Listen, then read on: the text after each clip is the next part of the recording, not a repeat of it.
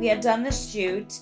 They had picked one bathing suit for me. I was like, that could go horribly wrong. And my best friend calls me and he goes, where are you? And I said, I'm in Times Square. And he said, what street? And I told him.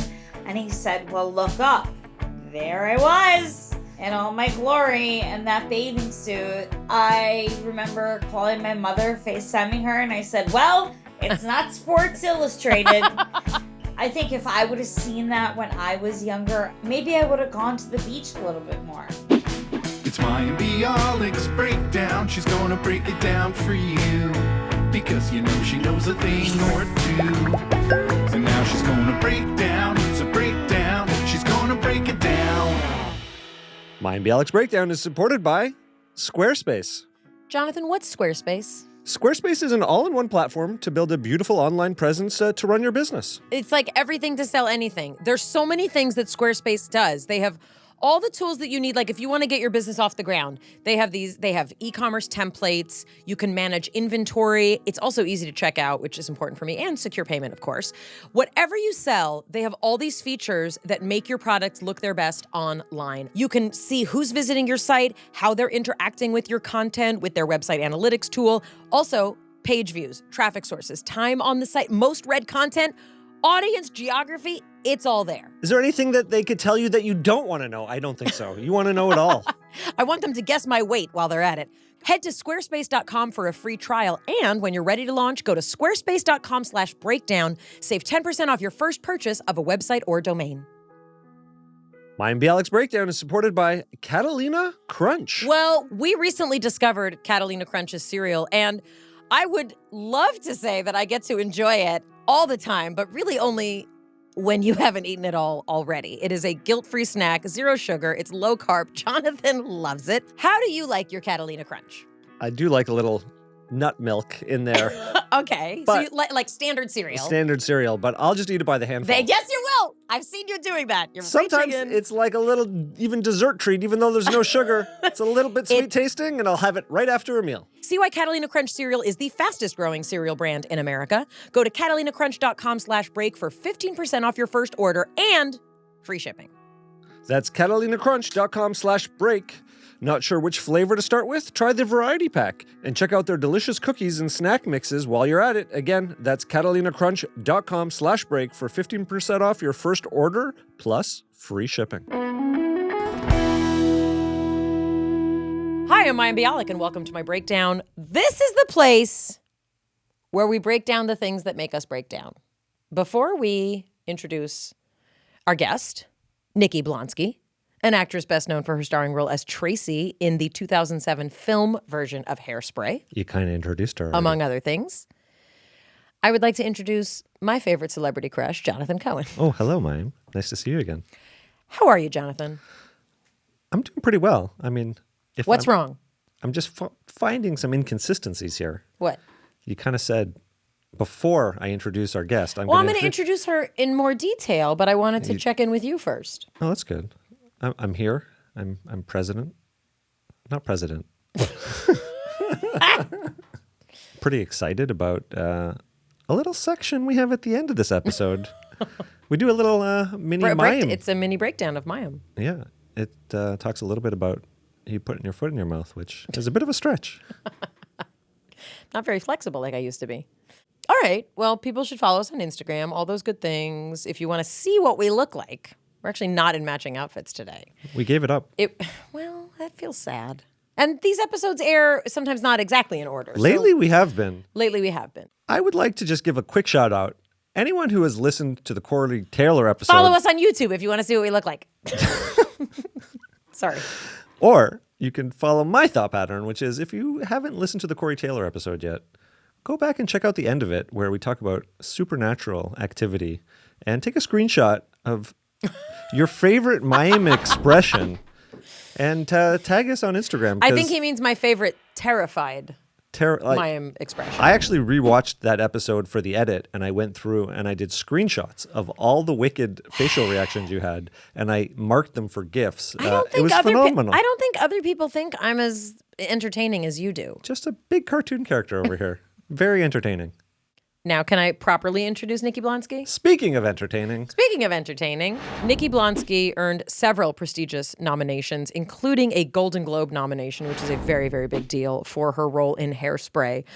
She's also done other things. She was in an ABC Family original series called Huge, about a group of teens who go to a weight loss camp. And she launched her own podcast during the pandemic called Nikki Nights. In addition, I want to just mention she's got a really, really awesome project that she is part of. It is called Bosco.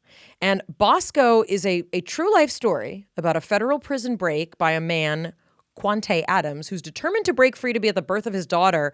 And with the help of her character, we follow him on his journey to freedom. An unbelievable cast. Vivica Fox and Snoop Dogg is part of the soundtrack. It sounds really unbelievable. Very, very happy for her to be part of this. It sounds like a really incredible project. She's also starring in Farfel Fulong, an animated children's series. Yeah, she's had an incredible journey, started her life as a singer, and the story of how she kind of discovered Hairspray, as it were, and how it sort of changed her life is a really good place to get started. what we don't cover that I was actually amazed at is these days it's so rare that someone unknown gets a role like that. Oh, I mean, her story, and also she'll tell it, but here's like a little mini spoiler. She found out she got the role in Hairspray, which is like a huge, 6 months, I think, of auditions. They told her, while filming her live at her job scooping ice cream, a crew showed up. So real. So that they could get the reaction, which is such a cool social media thing. Surreal. Surreal. Surreal. So she just had this literal I was born to play this role, and one day I'll get to. And indeed, she just kept auditioning, and then when she found out it was going to be a movie, she got the part. It's an amazing story. Amazing story. Takeaway of this is if you say over and over and over, you were born to do something, we should practice our intentionality. Oh. What should we be born to do? Talk to Nikki Blonsky. Let's do it. Nikki Blonsky, welcome. Break it down. Nikki Blonsky, it is so nice to welcome you to our breakdown. Thank you for being here. Oh my gosh, thank you so much for having me. This is so exciting. This is the highlight of my year. Well, I mean, we haven't even started. You're batting No, 1,000. but I mean last year and this year, all combined. I love ya. We are very, very happy to talk to you. And you're from Long Island, correct? I am. Great Neck. Great Neck, yes. I have family in Great Neck.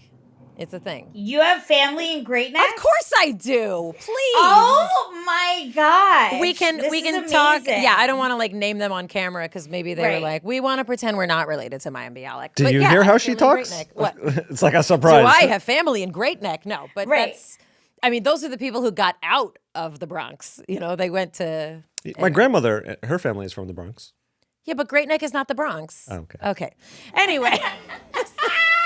He's from Toronto. It's a different place where they keep us. Yes. It's think of Saskatchewan and all of that, just it's all different areas.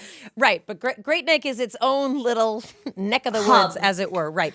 But you live in Los Angeles, correct? I do. You are very well known for Hairspray, which was redone, as it were. It was rebooted in 2007, right?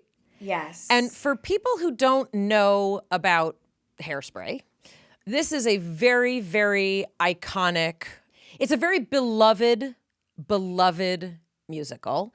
And you got to work with some incredible people, and you played the lead. Getting this role as an actor person is I think it sounds like a dream, but tell us kind of how that came about. How old were you? I don't mean to make you do this math. In 2007, how old were you? Okay, so in 2007, I will tell you how it started, my love for Hairspray. When I was 15, I had a neighbor, an older neighbor who was very well-versed in the theater and the ballet, and she would every birthday take me to a ballet or an opera or a Broadway show to expose me to culture, and she knew that I loved music. And so for my 15th birthday, she said there's a new musical, Hairspray. She took me, and from the minute I heard I was sold. Done. Signed, sealed, delivered. I'm yours. And I remember sitting in that theater poking my mom, and because she was sitting next to me, I said, "That's me. I can do that." And my mom was like, my mom was like, "Shh, you told me never to talk in the theater. Be quiet." Because, you're never supposed to talk in the theater. So she's like, "You're breaking your own rules." But I was just obsessed with Tracy. I fell in love with her. That was the first time I think I truly fell in love in my life. Because it was somebody who looked like me, who sang like me, who danced like me, who just had like love in their heart like me, and I just wanted everybody to be together. And I was like, this is the most amazing musical ever, and I love it. And then when I was 16, I was a very avid buyer of Backstage magazine. It's such a theater geek thing. I'm just laughing because it's like such a theater geek thing. Right. Yeah, exactly. This is before the app, though. So I would have to go to the train station on Thursdays and I would pick up my little Backstage and I'd sit there at the kitchen table and I'd circle and, do all my, what could I, and there was a casting call for Hairspray in there. And I was like, oh, I'm going in. And I went in to Bernie Telsey, which is like, when you're going into a casting office, it's probably one of the most intimidating ones. But it's super amazing because they've casted some of the best Broadway shows in the world.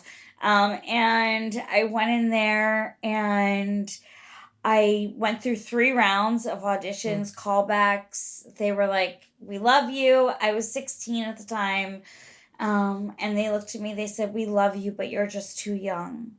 They said, "Tracy, we can get somebody who's, in their early 20s because we can cheat it from stage." And I said, okay. And I, was brokenhearted, of course. And on my 17th birthday, I just have one of these personalities where, like, when I'm really driven and persistent and I want something, I just keep going, little by little. And on my 17th birthday, I went back on the website and it said, "We're casting the movie." And I was like, "Oh, Mama, we're in." I was like, it said, "Don't send in any audition tapes." I sent in an audition tape.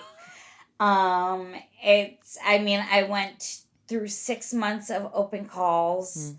This was my senior year of high school. I was 17 at the time. Getting ready for senior prom, just doing my high school opera, which was Carmen, and just getting ready to, go to Long Island University. I was just living the life of just, a normal Long Island kid. And then all of a sudden they said, we want to come to each of the 4 final girls' hometowns to, capture them in their natural habitat. I'm like, where do I live at the San Diego Zoo? Like, okay. And so they said, "For you, we want to come to Cold Stone," because I had worked at a Cold Stone for 2 years. The ice cream place where you slap it on the marble and you smear it around and you put it in the cone? Oh yeah, whatever you want in there. Kit Kats, M&Ms, Reese's, we put it all in there. And it's a place where you can sing. They tip you to sing. So I was like, I see. I was like, okay, perfect job for me. Like, fine, I'll take it. And I had no idea that night they said, "For you, we want to come to Cold Stone." They came in with the whole camera crew. And I was like, what's going on? And there were just so many people. And I remember my teachers from high school came. Wow. Because they had let me cut class to audition. And I hadn't told any of my friends that I had auditioned, because if I didn't get it, I didn't want to have to explain why. So they weren't there at the store, but my coworkers, my family, my teachers were.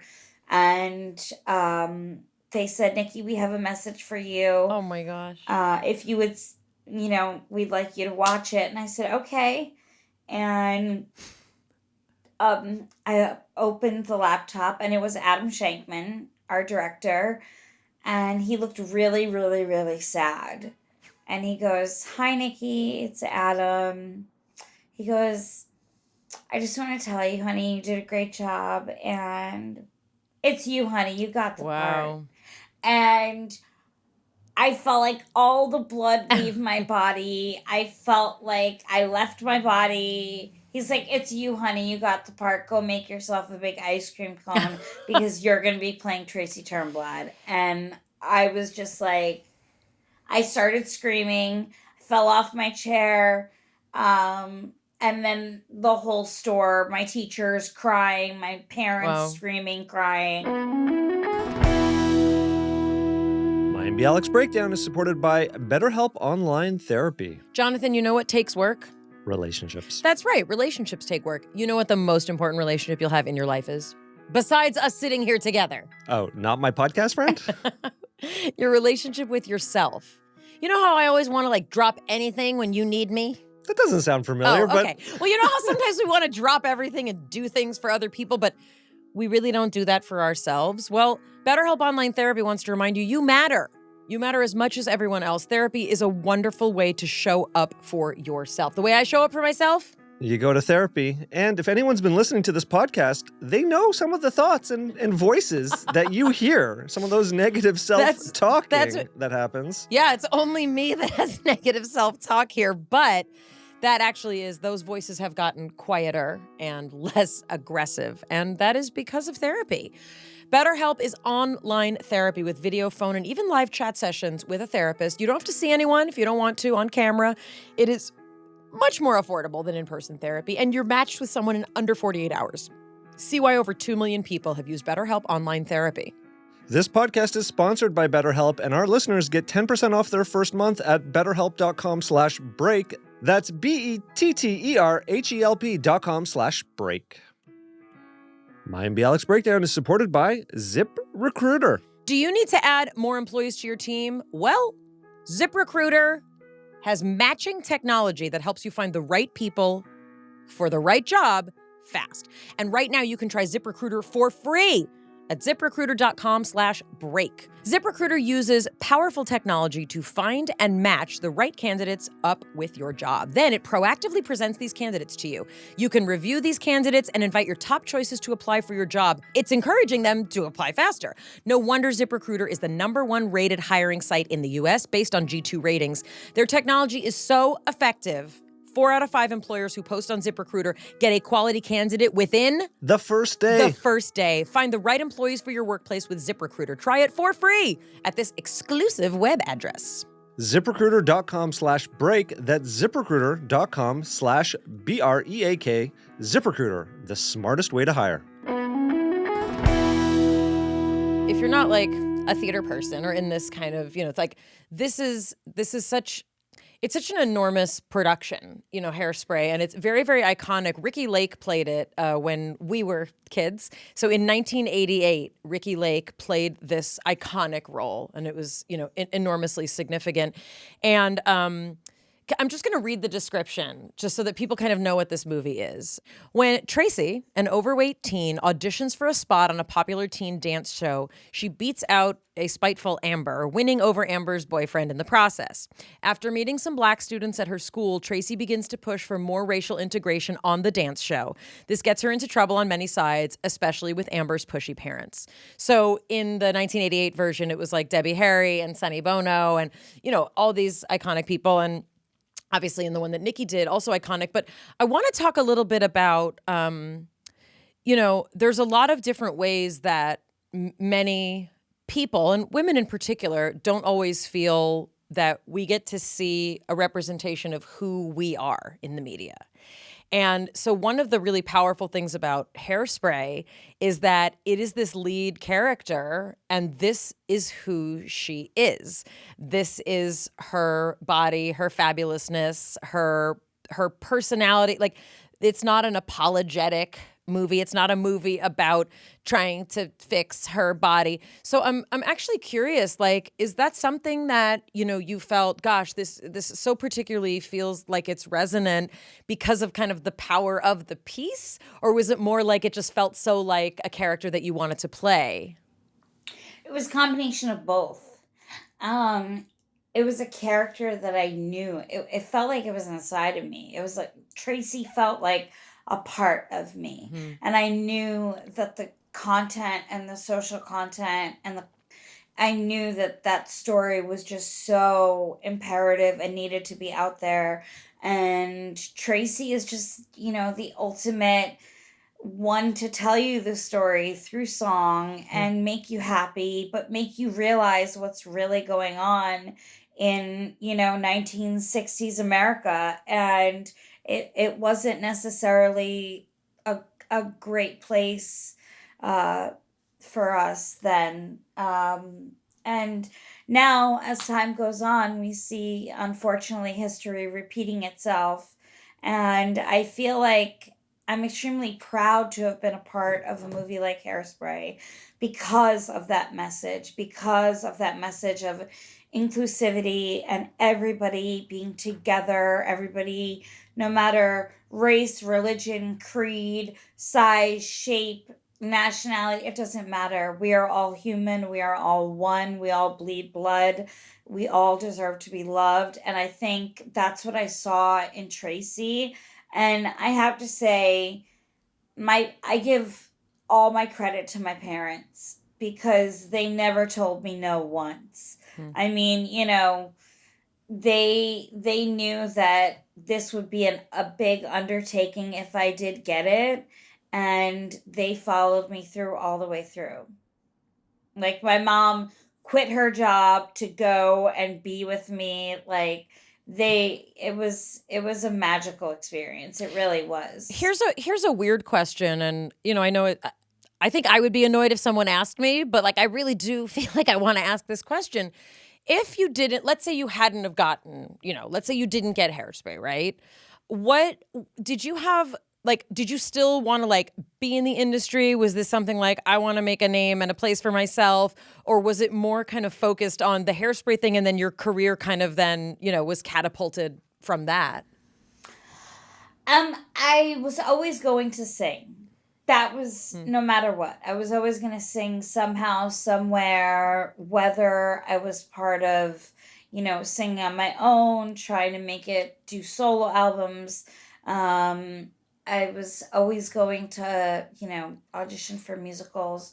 But I think Hairspray was definitely, we all know, the catapult that, you know, put me into the stratosphere. And I'm super thankful for it. But yeah, it's definitely been, you know, there are two sides to it for sure. Well, and I completely, like, whatever your kind of comfort level is, you know, I'm a person who left the industry, you know, after working for a time, and you know, I was gone for effectively 12 years, and then I came back, and you know, there's a real kind of like push-pull, you know, and kind of, I don't want to say a love-hate because I feel like that's too strong, the hate part. But there's a lot of tension, you know, in our industry. I think especially if you don't kind of fit the mold, you know, like there's less roles and there's, you know, in some ways, I mean, obviously less roles, this is just like math, you know, there's then less things out there. And especially if they're looking for a specific certain type, right? Like, you know, the Zoftig girl, you know, the plump girl, or the, you know, whatever it is. There's often, I think, kind of more stereotyping done, right? Because there's like a certain way they want the chubby girl to act, or like, you know, she also has to, and this is, I'm just saying, like, from my experience, like, you know, when they write a role a certain way, it's kind of like, oh, well, we need to feel sorry for her because she doesn't have a perfect body. Can you make us feel more sorry for you? And it's like, wow, there's so many different kinds of humans, but it's true. The industry is trying to sometimes, you know, create a specific thing. So I'm curious kind of your experience with that. Oh, yeah. Right after Hairspray, they took me and put me on a shelf. They were like, we're just going to take you out when we need the happy plus-size girl. And I was like, why are you doing that to me? Like, I could play so many more different roles. I could do so much more. Like, let me audition for all these different roles. Give me the opportunity. Don't just, just because I'm plump and happy and jolly, doesn't mean I'm Santa Claus and, I want to be, no, I'm an actor and I want to act. And it's like, I felt that I was very much pigeonholed and put right on a shelf, and just still to this day sometimes pulled out just when they need like the happy-go-lucky, happy, chunky friend next door. Well, and I think, and I don't know if this is a completely inappropriate thing to ask, Jonathan, you'll check me if it is. There's a lot of conversation kind of about who can play what roles, right?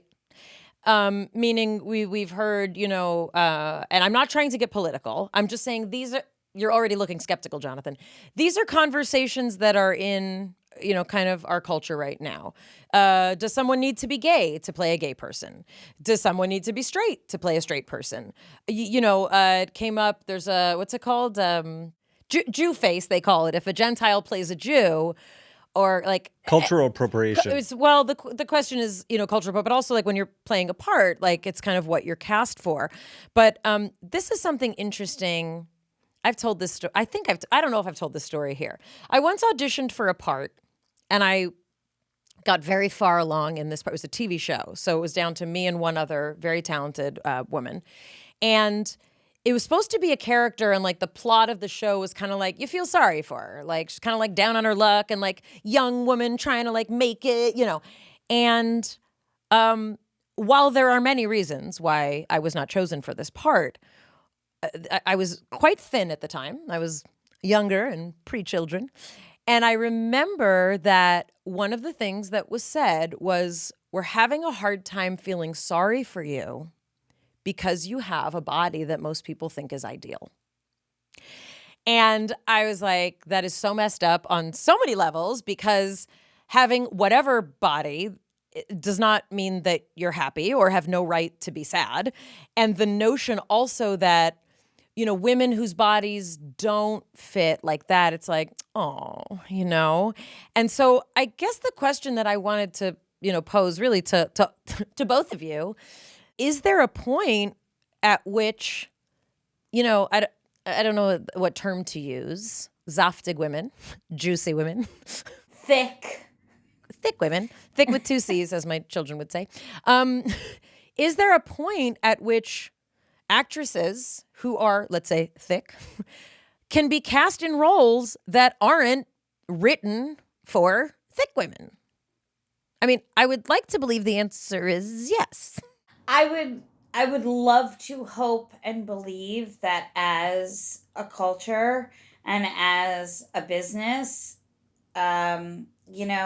they say now, in all of their breakdowns, we're dedicated to, hiring everybody from all different backgrounds. And while that's wonderful, while you print that on a piece of paper, show up. Do what you say you're going to do. Hire those people. Hire those different people. Give them a chance. What do you think it is? I mean, I have my own If you opinions. scan network television right now. Yes, I'm scanning network television in my head. There are definitely some rare shows that have a diverse male or female body types on them. Okay. But it is not the norm. If you like... Well, no, and then that person has to be like, that's like the plot. It's like about that. And they tell you almost how to feel about your body. Right. That's what's weird. They're like, you're the plus size girl who doesn't really like her body and wants to lose weight. And I'm like, actually, I'm fine. But like the character, I get it. I'll play it for the character. But for me, like, when I remember having a conversation with a producer one time, and he was like, your body's fine. Don't you're fine. And I'm like, I know. I am okay with my body. It's you that's not okay with my body. I said, and that's something that you have to deal with because I'm not leaving this business anytime soon. There is still this stigma of people with this certain body type have these characteristics, meaning people who are thin have good self-control and they are organized, and then people who have a different body type, right, are impulsive. I mean, I think we still have those notions. I'm laughing because we know a lot of skinny people who are like way off the deep end. They're neurotic. He's like, I know skinny people who have gone off the rails. What are you talking about? Did you always have like this amazing singing voice? Was that your experience? Like, were you one of those kids who just, I mean, also we should mention, so your mother is Roman Catholic, your father is Jewish, right? So you have potential for singing on both ends. Like there's a lot of liturgical stuff in both of those religious traditions that lends itself to learning to sing. Well, that's honestly where I got my start. Synagogue? Singing in church. My dad was Jewish. He never really practiced. He's Ashkenazi Jew. And then my mom is Roman Catholic. And so I went to Catholic school, and that's where I started singing, was in church on Sundays and in school. And, but then I realized there was way more music than that. And my grandmother always had, she had this amazing, like, record player in the living room. And she would play all her Dean Martin and her Frank Sinatra and her Patsy Cline on there. And I just remember being like 8 years old and her teaching me how to jitterbug for the first time. Like, I've been singing since I'm 3. It's been a passion. Like, once it started, I couldn't stop. I loved it. And then at the age of 8, my mom approached the choir director at our church and was like, I think she needs private lessons. And he was actually an opera coach. So I studied opera for about 3 or 4 years classically before I studied pop. Okay, so wait. So opera is a very, very special thing. What part are you? I'm a mezzo-soprano. A mezzo-soprano. The most famous mezzo-soprano is Carmen. That's the most famous role for a It's like not a super high soprano? It's like a mid-range soprano? Yep, it's like right in between. Yeah. It's like you can't get to the really crazy lyrical coloratura, high notes, but you can... not that you're trained in opera, but I what am would not you... trained in opera. So I am a liturgical... Hebrew singer. Like, I mean, I sing, Jewish liturgical stuff and like a cappella, I was the musical director for the Jewish a cappella group at UCLA when I was there. Well, that's awesome. I composed pieces for us. But no, it's a very different kind of singing. And, and that's not me singing in beaches. That's another, I think, a grown woman, because to me, it always sounded like a grown adult. I did not have a trained voice. I am a singer.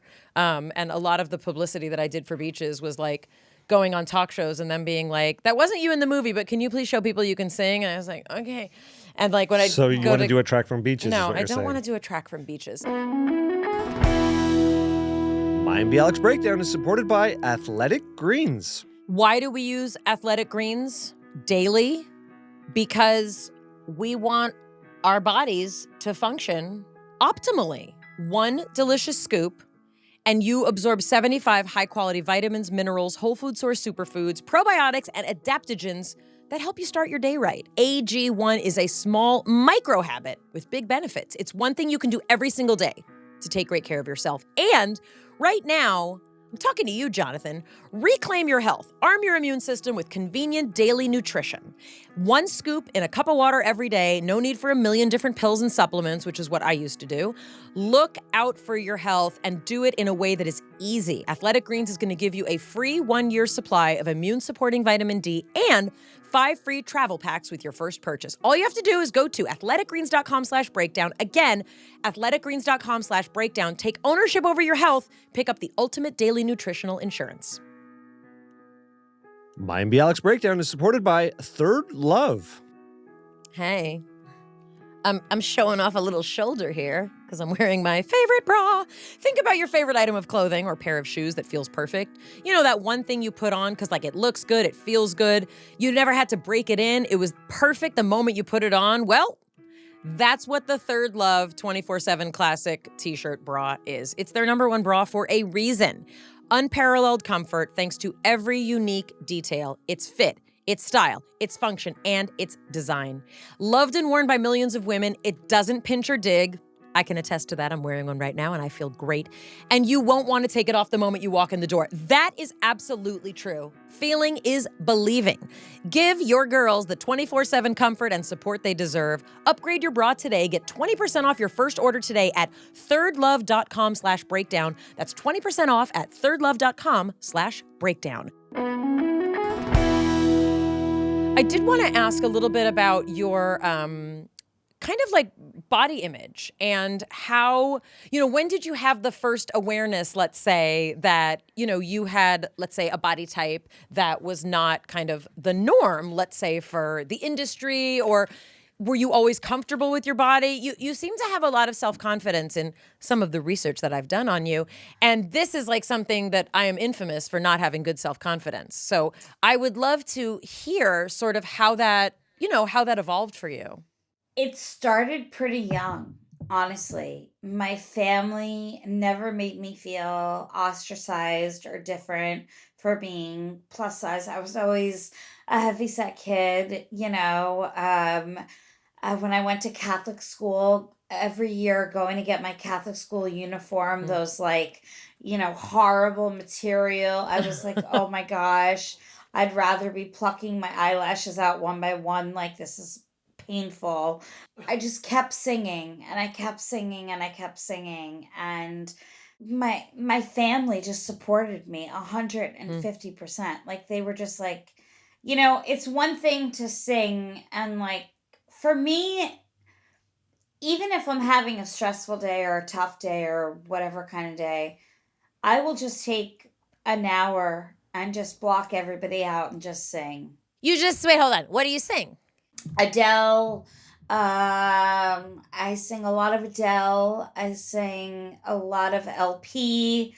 I sing, of course, Celine always comes in. She's always on the playlist. And of course, Ed Sheeran. And so this is like you're just like, you go to your room and you just sing.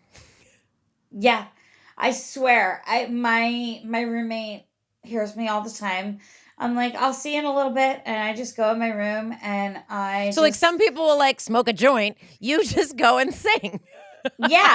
Yeah, exactly. I just I open my window so like the whole complex doesn't have to I crack it open so like the front of the street gets like the noise, not the rest of the complex of the apartment building. And I just sing my, Easy on Me by Adele. I think we found our tune. Mayim likes some Adele. That's a very hard song to sing. I do love Adele. If you start singing, she's going to join you. No, she's just out of my range vocally, meaning I need to transpose everything down like a step and a half when I try and sing my Adele. See, that's something I had always wanted to learn how to do, is to read sheet music. So you're not a classically trained... Oh. It is the hardest thing in the world for me. So you just sing, you have a great ear, and I learn everything by ear. Oh, wow. Yeah. I mean, it was kind of crazy because high school senior year, we were doing Carmen, and I was playing Carmen, and the show before that was Sweeney Todd, and I played Mrs. Lovett. And my teacher, Dr. Pamela Levy, who is my mentor, shout her out all the time. She's heaven on earth. And she trained me every single day, note by note, word by word, all by ear. And I thank her so much for that. After Hairspray came out, you did other things. Yeah. And one of the projects you did was called Huge. Can you tell us about Huge? I did a series for ABC Family at the time That's what it was called. I think it's called Freeform now. It's all And- freeform, as far as I'm concerned. Yeah. And it was called Huge. It had an awesome cast, Gina Torres. It was really, really fun. And it was about kids going to a weight loss summer camp. And my character, Will, she went by Will, but her name was Wilhelmina. And she was just against the grain. Like, she did not want to be there. She packed, like, snacks and candy and would, like, sell them out of the bathroom stall. Like, An entrepreneur. Yeah. Oh, yeah. She had, like, boxes of, like, you know, snacks and tasty cakes, like, buried underneath, like, in these secret, compartments. Like, it was amazing. We had so much fun. It was a very, I want to say, physically bearing show for me. And also emotionally, because they didn't tell me that when the billboard was going up, and we had done the shoot, and all the other kids were in the shoot with me, and they did some solos of me, and we were all in bathing suits. They had picked one bathing suit for me. I was like, how do you have one bathing suit for a plus size actress? I was like, that could go horribly wrong. Horribly wrong. Like, no. So I brought just my, like, regular, like, black Speedo just in case. Like, my, like, you know, one piece. I was like, you can just mark out the Speedo part. Like, I'll wear it. But they were insistent on this teal bathing suit. Thank God it fit. But what I found what was interesting was segue to, I guess, about a month and a half later, 2 months later, I'm in New York City doing press for something else, and my best friend calls me, and he goes, where are you? And I said, I'm in Times Square. And he said, what street? And I told him, and he said, well, look up. And I looked up, and there I was in all my glory in that bathing suit. And he goes, round the corner. And I went around the corner, and it was right there on that side too. And I was like, oh, so my what God. was your, so I just, since obviously people can't necessarily see, so I'm looking at what you are describing. You're in a blue one piece, a sensible one piece, and it's actually I really love this picture. There's just something about the way your hands are, like you're kind of covering yourself, but also like it's like when anyone tries to cover themselves with, you know, it's like there's still a lot of you to see, you know, because you can only, but there's a really sweet look on your face. What was it about it that felt, fill in the word, upsetting, jarring, surprising? Did you expect that it wouldn't be a single image of you and that it would be a group? Was it the way your body looked or just the size, you know, of this poster of you? Oh, no, I mean, look, I knew that, you know, we took pictures in bathing suits. They could be used for whenever the project's coming out. So yeah, I did possibly expect other cast members to be in it with me, just because, you know, like Freeform is such like a cast show, you know, like they have such casts like Pretty Little Liars, and I had all of those shows. So I kind of felt like they would put us all together, but they didn't. They went with just me. And it kind of made me feel like, okay, like it almost added a little pressure to my shoulders for the show. Because I felt like, okay, this is the show. Like, this is my picture, is the representation of this show. I have to live up to it now. And I don't want to let kids down who are overweight or who are maybe feeling things that I'm feeling or not feeling things. You know, it was a confusing time. I was very proud of it because I remember calling my mother, FaceTiming her, and I said, well, it's not Sports Illustrated. And she was like, well, you're my baby and I'm proud of you. And I think for me, just, you know, I think if I would have seen that when I was younger as a kid, somebody just being a little bit more, comfortable in a bathing suit, maybe I would have gone to the beach a little bit more. That's a really kind of powerful component of this. Like, I can barely bring myself to try on a bathing suit in a dressing room, in like a store. So this is like one of those things that for many, many, many people, boys and girls and men and women, this is a very, it's a very vulnerable thing. Jonathan, since you're the resident male here behind a microphone, what's your feeling? Like, is there a level of being comfortable with your body where it's just like, I don't care, whatever, this is my body? Or men have these thoughts too? I mean, I think it depends on the situation. To be put up on a massive billboard in Times Square where you're like multiple stories, I think that is going to be nerve-wracking for pretty much anyone. And you're going to see yourself in a way that is like just unnatural. It's unnatural to have, you don't, no one fits on a billboard of that size. I was just asking though about like in general, like when I see this, I have so much so much, it's not even like respect. It's like, I don't think I could legitimately like even be in character. Like, cause that's the thing, you're in character. Like, it's clear. This is a character. This is not, but for me, like, I don't think I could get out of my head enough to pose as a character. And like, I've had to do things on television. Like I had to wear lingerie on the outside of my clothes, right? And that was like, there was like a scene where my character on Call Me Kat like tries on a thong and it was like over a skirt, so it was like, it was an attention. It was attention to a part of my body that like, I'm not used to being like, hey, everybody. But it was so hard. And I just can't imagine. Like if we said to you, Jonathan, we're going to do a photo shoot, but you're just going to be in a bathing suit.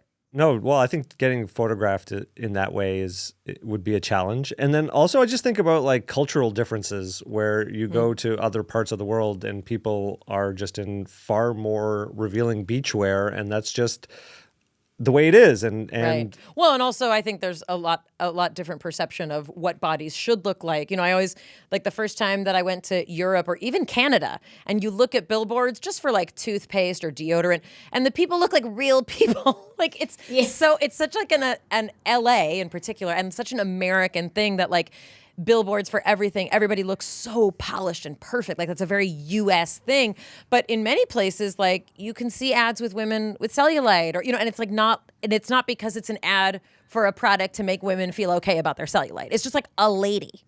It's just like somebody presenting something. Right. And moving on. Right. You know what I mean? That's right.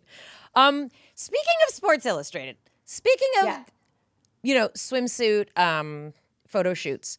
So there has been an increase in plus size models, and in particular, some of it has trickled into like the Victoria's Secret world, and Sports Illustrated, really had a lot of firsts in this last handful of years with Hunter McGrady and with others.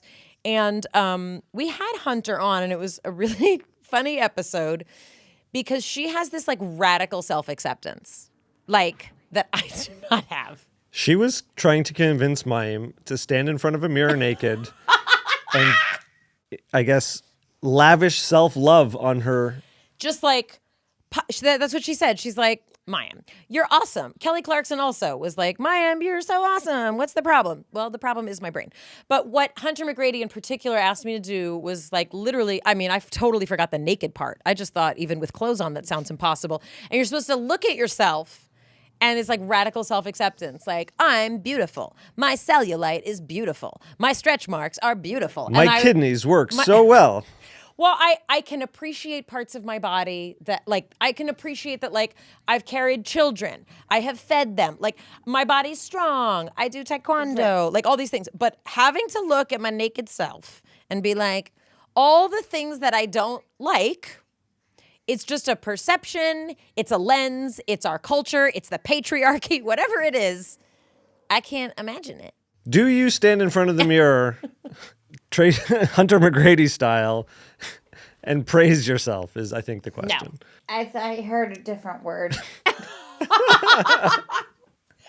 Do you stand in front of the mirror and please yourself. That's what I heard. And I was like, no. Am I pleased when I look at, first of all, I don't stand in front of the mirror naked. Like, it's very rare. I try to avoid mirrors even when fully clothed. Honestly, I use mirrors for my hair, my makeup, and like other than that, I have no use for them. I personally, people have always been like, you have this incredible self-confidence. Like, you love who you are and you make me confident. And I'm like, thank you so much. That means a lot. But that doesn't mean that I don't have insecurities too. And so, no, I couldn't, I have no desire to stand in front of a mirror. And while I understand where Hunter's coming from, and I give her all the props in the world, like, go off Hunter. on your bad self. But for me, I just, it's gonna be a hard pass. So many of us, have had a big couple of years in terms of isolation, in terms of COVID, in terms of, the kind of self-examination that I've done. This is just speaking for me. I am in no way trying to, downplay the seriousness of the global pandemic. In no way trying to, highlight the amazing things that happen when you're home. But I will say that the universe has forced a lot of us to sit with ourselves in ways that we kind of maybe hadn't before. A lot of people in relationships realized, oh, there was a reason I liked going to work and taking 4 hours to commute a day. It's so that I didn't have to spend time with this person. Or some people I heard one therapist say he had more straight men question their sexuality in the last 2 years than in his entire career as a therapist. You had a significant announcement that you made, and yeah, it was about 3 months in to the pandemic, and like 3 months of no men, and you're like, yeah, I'm pretty good. I'm okay. Oh, it had been longer than that. I didn't want him around. Like, it had been way longer than that. I was like, no, I'm okay. And not that you're wonderful, sir. But I just, I was gay, and Did you always have an awareness that you were gay and it wasn't something you were public about until recently? I definitely had an awareness. I definitely, I always say, I knew there was something different about me. I just didn't know what. Because I spent so much time focusing on my career, focusing on my, getting to the next step, getting to the next step, getting to the next step. And I found myself in relationships with men that were unsuccessful. And so one of them was violent and just horrible, and I was not happy, and I was like, if this is dating, I want to be alone. Like, I make myself way happier than some guy who's gonna curse me out and be horrible to me. And not all men are like that. Like my dad, my brother, I know so many incredible men. I'm sure you are a wonderful gentleman. He's all right. But the gentlemen that I was choosing were just not up to par. They weren't really good guys. And I think it was because I really wasn't focused on my love life. I was focused on my career. I wanted to make it, and then I would, date and focus on that.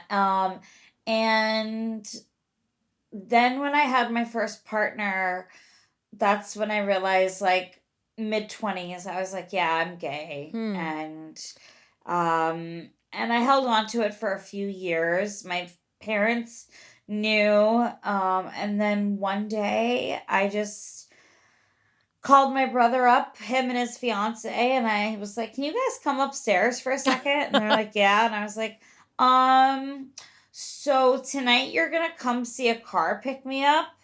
And they're like, yeah. And I was like, I'm going on a date. They're like, and my brother's fiance, she's so sweet. She's like, oh my God, I'm so excited. And I was like, yeah, well, it's with a girl. And they were like, oh my God. And like, the warm response I got from my baby brother, I mean, he's 6 years younger than me, and he is about a foot taller than me.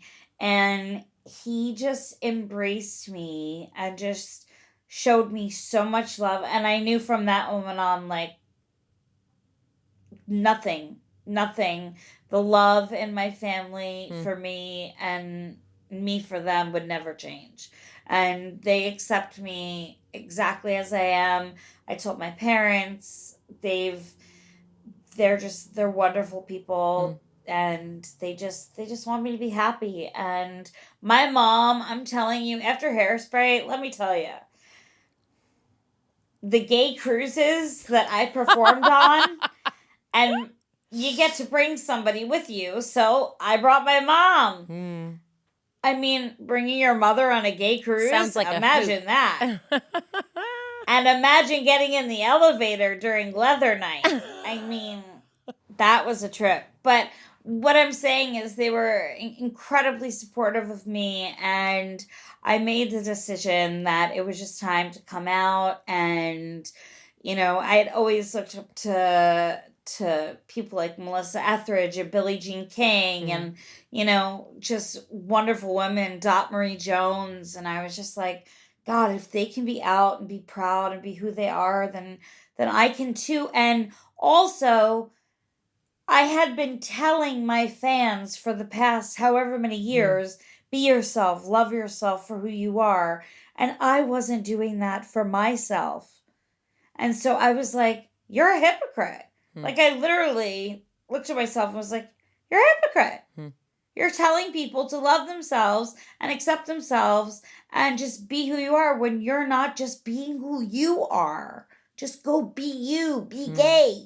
And, you know, and that's when I made a decision, and my team is amazing. And I was like, and we came out, and that was that. And then the world knew. Yeah, well, and also, like, then the world shut down. That's also, you know, very, very interesting to me that, like, that feels like the safest time to come out when it's like, Yeah. I'm coming out, and also I can't date anyone right now because there's a pandemic, so I'll deal with it when the pandemic's over. Right. It's like the groundhog on That's Groundhog right. Day. It's like, I will say that my first girlfriend I ever had is the reason that I believe in true love. We didn't end up together. We probably won't ever be together again. But because she saw me for Nikki, and I think that's, and I'm sure Mayim, you can relate to this. Like, when people see you for who you are rather than just like who you are as an actor, Right. or who you portray on TV. And, you know, and it's nice to just be cared for as that person. So she definitely made me believe in true love. And now, you know, I'm just out here. My first true love is always going to be my family and my career.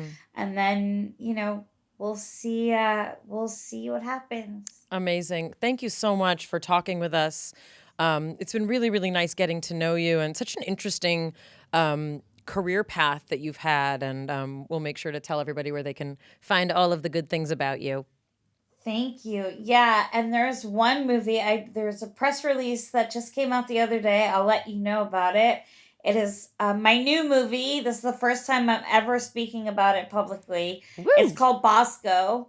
It is with Vivica A. Fox, Tyrese. We have DC Young Fly. We have Aubrey Joseph. We have Snoop Dogg and 50 Cent are on the soundtrack. Oh, Which amazing. I'm like, oh my God, I can't wait to listen to the soundtrack. It was so cool. And it's a prison break movie. Is this a true story? It's a true story. It's a federal prison break by a man who is determined to break free to be at the birth of his daughter with the help of your character. We follow him on his journey to freedom. That sounds fascinating. And that is Yes. called Bosco. All right. Thank you so much, Nikki Blonsky. It's really a pleasure to talk to you, and we look forward to following your career and all the good things that you are doing. Thank you. Thank you so much. I appreciate your time. Of course. Nikki Blonsky. I mean, I could have talked to her just about what it was like to grow up Roman Catholic and Jewish. Go be gay. Go be gay. Well, I thought that was actually really an interesting an interesting kind of twist on like, the authenticity that she wanted to express, of having a platform, that is so whatever, like body positive, you positive. Yeah. And then kind of like seeing that reflected in her own journey. I think there's lots of ways people don't be themselves. Let's list all the ways that we're not ourselves. You were thinking that I was about to say there's lots of ways people don't just be gay. But that's not where I was going. No, I was doing some writing for some of the growth that I do. It was a writing assignment where you had to list situations when you like kind of know that you're not being yourself. And I was like, there's not enough paper in the world. They don't know that you spend a lot of time asking yourself a lot of questions, trying to dig. I spend most of my time in other people's heads. Explain that. I spend a lot of time like worrying about how I come off and is that person okay, or did I do something, or did I say something? Like I spend a lot of time in that kind of rumination. And it's not that I present myself as a phony person. That's not what I meant about like there's not enough paper in the world for the list of. But there's I really the kind of like vigilance that I have is such that I'm kind of like always clocking for like, what do you need? What do you need right now? Are you okay? Are you hungry? Are you grumpy? You have to poop? I'm picking up my phone. Don't get upset because I'm not. When you pick up your phone, it means that you do not appreciate my friendship. That's what Mayim It could mean hears. that, or it could mean I'm looking up a reference. It could mean that I'm not engaging enough. Should I be more engaging? Should I get all up in your face? We go through life. We're constantly trying to figure out what other people are thinking and feeling. Ugh. This is an episode of Hidden Brain, the podcast which I quite like, and they're getting a little shout out here. But mental superpowers can sometimes lead us astray. I started listening to this and I was like, oh, it's actually an intrinsic trait of survival to read the cues around us and to see how people are reacting. I mean, exactly. if not, you're like a sociopath. Okay, that's one version of it. So we're constantly reading, and I'm looking at Scott, our engineer, and He's looking at his phone. He's We're not boring interested. him. Exactly. He's waiting to get out of here. No, but here's the thing. He's like, how long is this episode going to be? No, but this is the thing, and this is part of like you could go back to your phone. No, but I think it's important that like, especially for me as like a person who lives on a stage, it's like it's very hard for me when I don't feel like I'm engaging people. Because they're not clapping? It's not that, no. Do you want us to clap for you right now? No. So, and I take a little bit of offense at that because that's actually not my interest as a performer. I don't live for the applause. It's not about praise. It really is about like trying to connect and be important to someone. That made me sad. Why did it make you sad? Well, it makes me sad because it's like, it's that, I always say there's two kinds of actors. There's actors that want the applause, and then there's actors that just so badly want to get it right, And to me, there's not one better than Which the other. is the actor who wants to be important? That's the... They get it right? Yeah. Well, those are two different things. No, not for me, not in the acting world. Getting it right means I've made you happy, and we move on. But that's different than important to me. Yeah, but what I'm saying is like my value has been validated.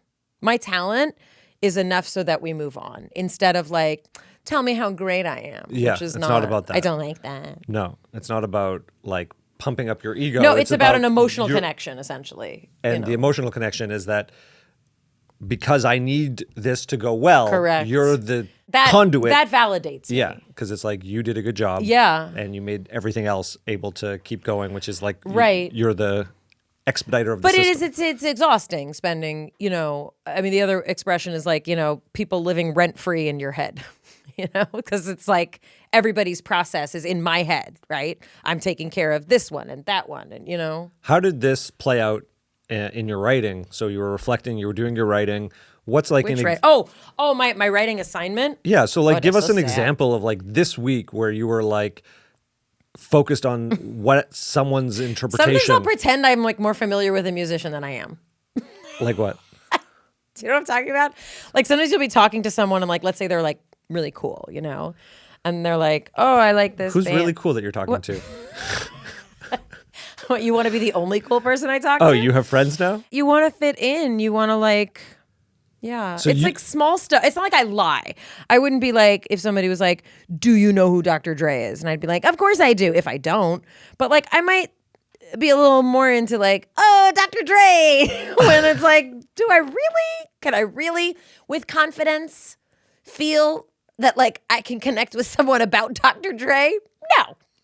Like if the conversation went further and you had to start listing tracks, Exactly. you're Then like I'd done. be like, wow, I just cannot. I don't know, or And you just wanted to be liked in that moment? You wanted the connection? You thought that the connection would make liking happen? it's a great question. There's something about like not wanting to be the one to indicate that like, oh, this conversation's over, or like, oh, we Just were talking. keep it going. Kind of, yeah. It's weird. It's very. I mean, I'm weird. I don't think so. I think lots of people have this experience. Like, what's one that you have? I mean, I don't know anything about baseball. Not really. None. Do you know who Sandy Koufax is? I mean, only because of you. I thought everybody reads great Jews in sports history when they're 13. So I get that, like, there are certain Like, conversations. I need to speak to your parents about the fact that you don't know who Sandy. Being Canadian is not an excuse for not knowing who Sandy Koufax is. I mean, there's lots of baseball players I don't know.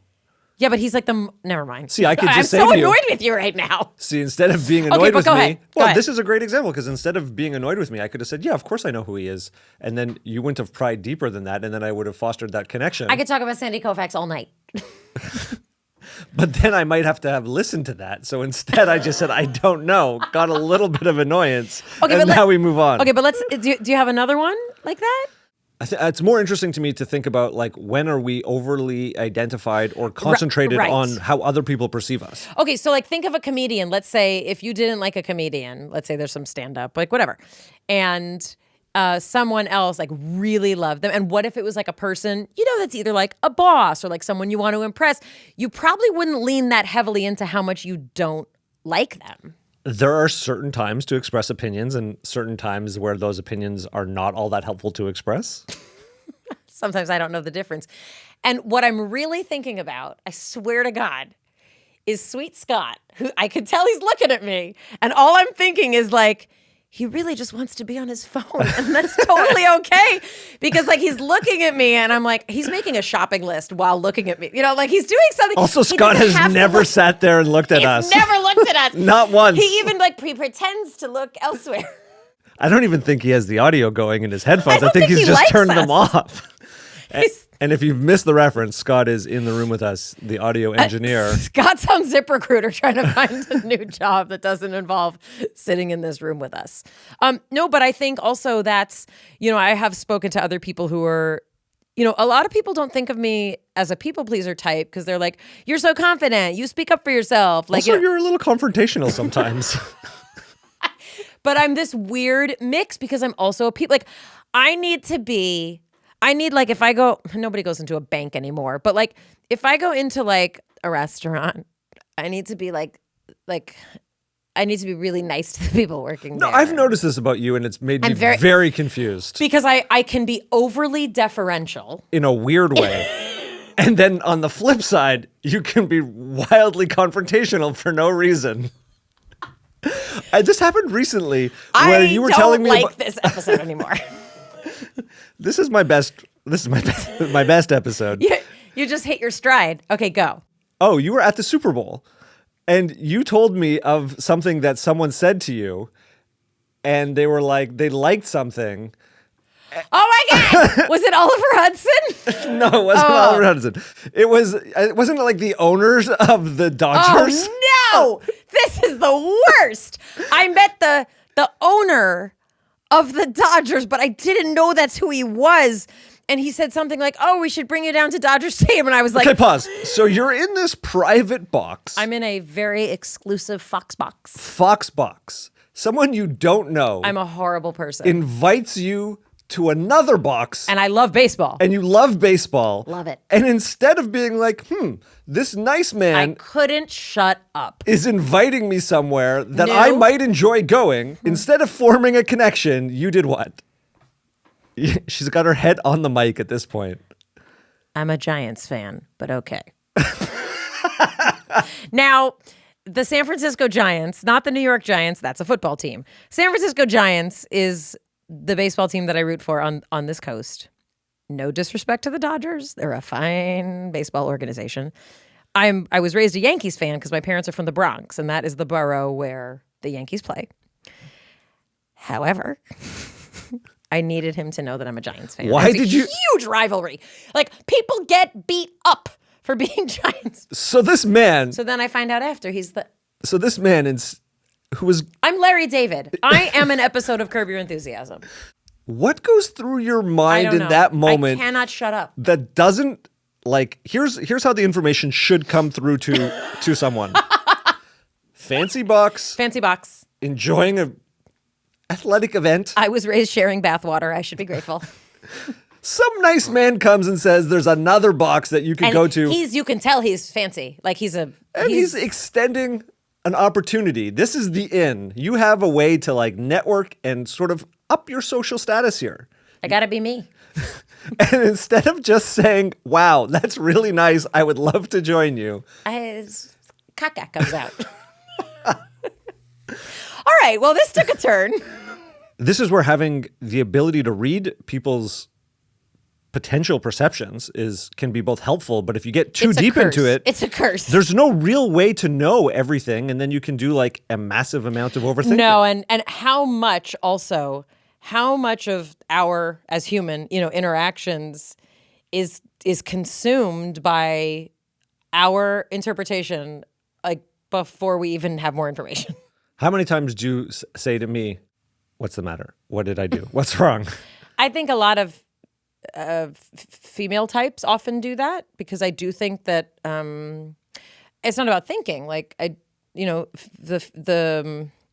the female brain, the brain that is wired with a certain kind of hormonal milieu, is wired for a lot of interpersonal and reading. I mean, think about the most basic thing you have to read if you are a person with a uterus. It's a baby.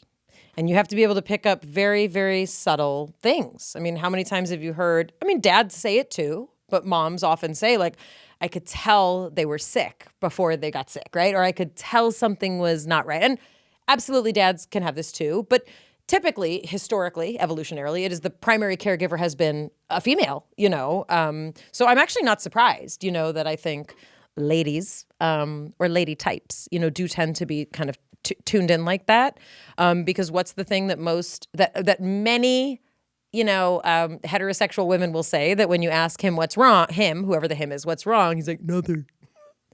Sometimes nothing is wrong, but sometimes he just says something. He says nothing. You had a rough day at work a couple times in the last 2 weeks. And we're just hanging out, and I look over, and all of a sudden your face goes from like talkative and sort Neutral. of chatty and engaged to, oh. And then That's did I start crying? No, you don't actually make that sound, but your face, if it had a sound, would have been like, oh. I look over, and I say to you, what's the matter? What do you say? Nothing. That's because I didn't want to, catapult the evening into. So that's the difference that. between you are fully aware and choosing not to say anything, correct. versus your example is the guy has no idea what's wrong. Yeah, I'm really big on self-awareness. I keep bothering you about your lack of self-awareness. Maybe if I keep telling you I don't think you're self-aware, you'll get aware. Oh, wait, that's not how it works. All right, everybody, please follow us at Bialik Breakdown on Instagram. From our breakdown to the one we hope you never have. We'll see you next time. It's Mayim Bialik's breakdown. She's gonna break it down for you. She's got a neuroscience PhD or two.